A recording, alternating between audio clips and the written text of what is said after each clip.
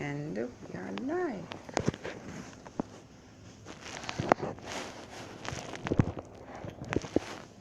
Give you a few minutes to come in.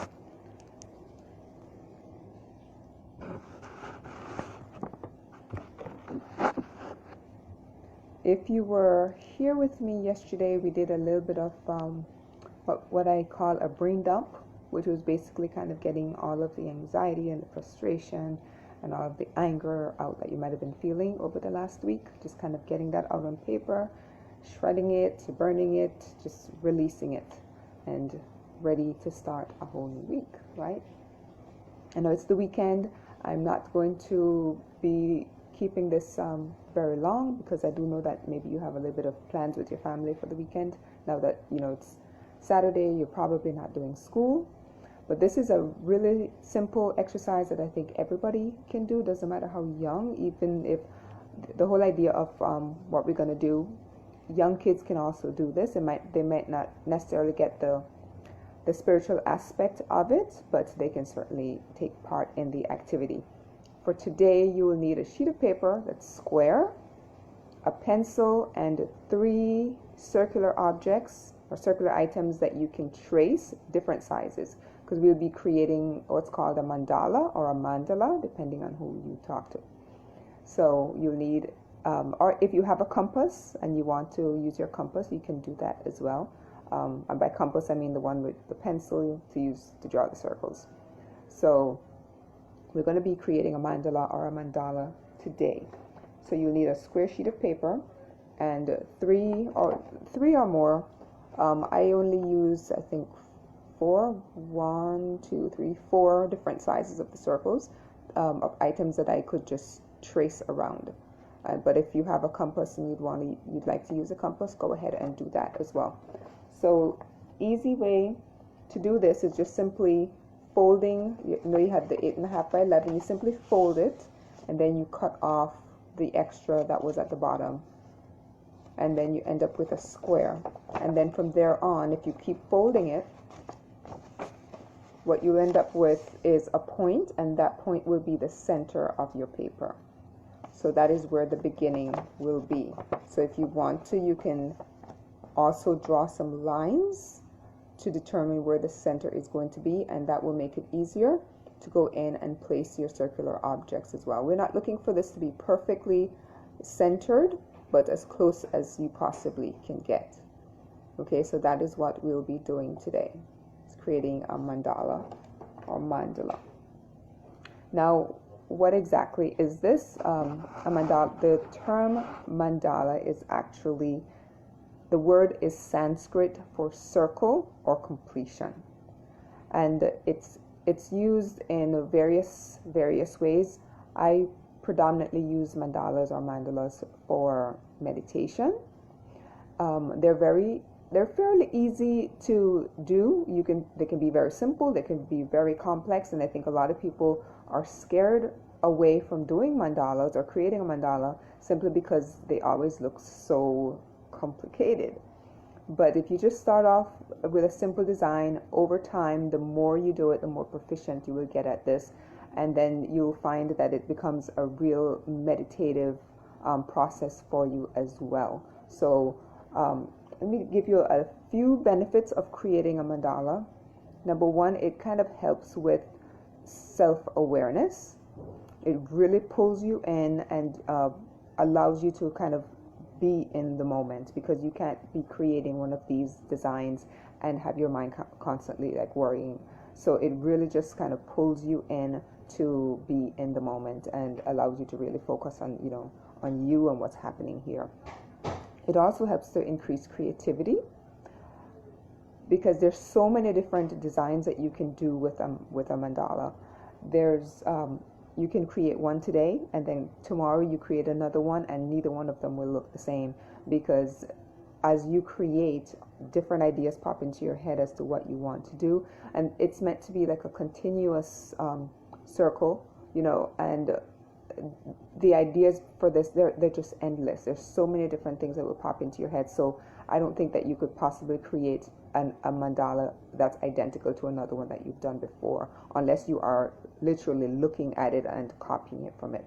which is not what I want you to do. I want you to come up with your very own design. There are a lot of ideas on the internet, but I want you to just, if you've never done one before, I want you to attempt to create your very first one without looking at any. I am going to share with you a bag that I actually have my phone leaning against, and without even realizing it, it is filled with mandala designs. So I'm going to flip the camera around and share that with you in just a moment.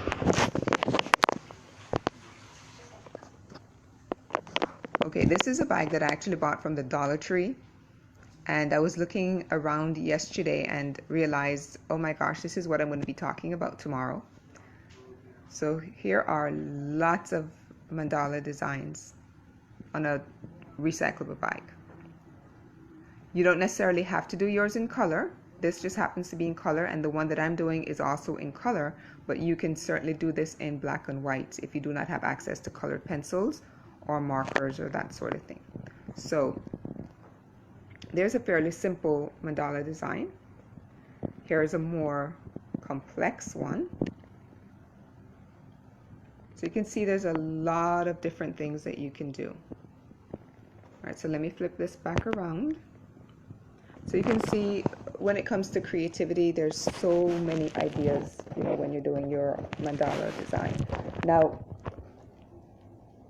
when you're creating a mandala, it also helps to reduce stress and anxiety, which is the whole idea behind doing this. We are in a very stressful time right now, and this is just a moment for you to just relax and be in the moment and not worry about, do I have a job next week?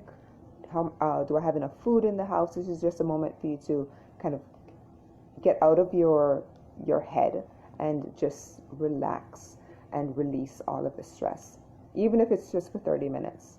It kind of help to reduce your blood pressure as well.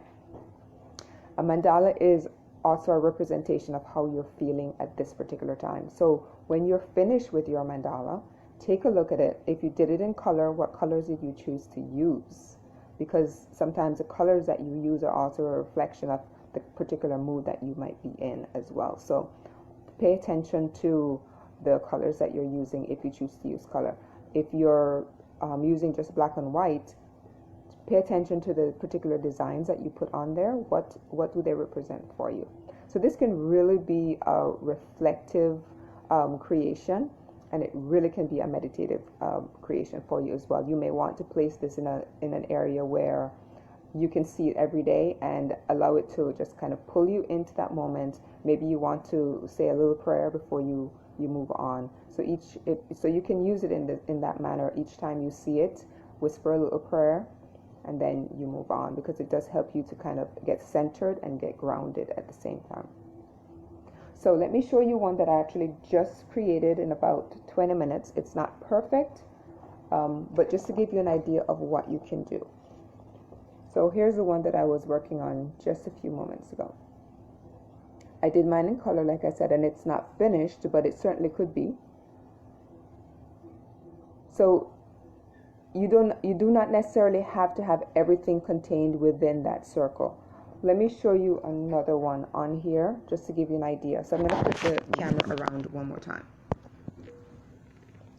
So if you notice here, there's your circular area, but the design does extend out as well. So if you wanted to do something as complex as that, you can. You certainly can. But here are a few that kind of stay within the circle. And it can be as complicated or as simple as you would like it to be. This is your design. It's a reflection of you. So make it yours. Make it something that, you know, you can look back on a few months down the road. Or maybe you want to do something like this, make one every day as a challenge to yourself, and just to see how quickly it can really pull you in to be centered when you really need to be grounded.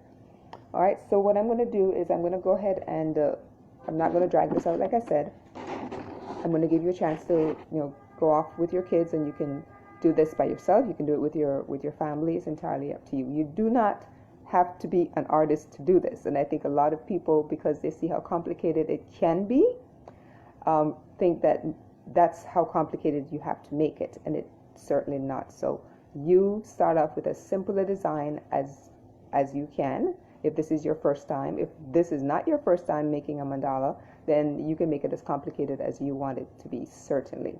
So the idea behind it is to just allow yourself to slow down and to get centered, be in the moment. That's what this is really all about.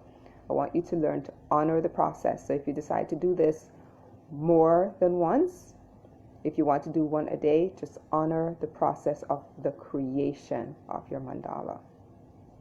Okay? And then, like I said, the more you make it, the more proficient. The more you make mandalas, the more proficient you're going to be. And certainly the more complicated they will become over time as well. And they'll eventually become for you like maybe a spiritual creativity ideal.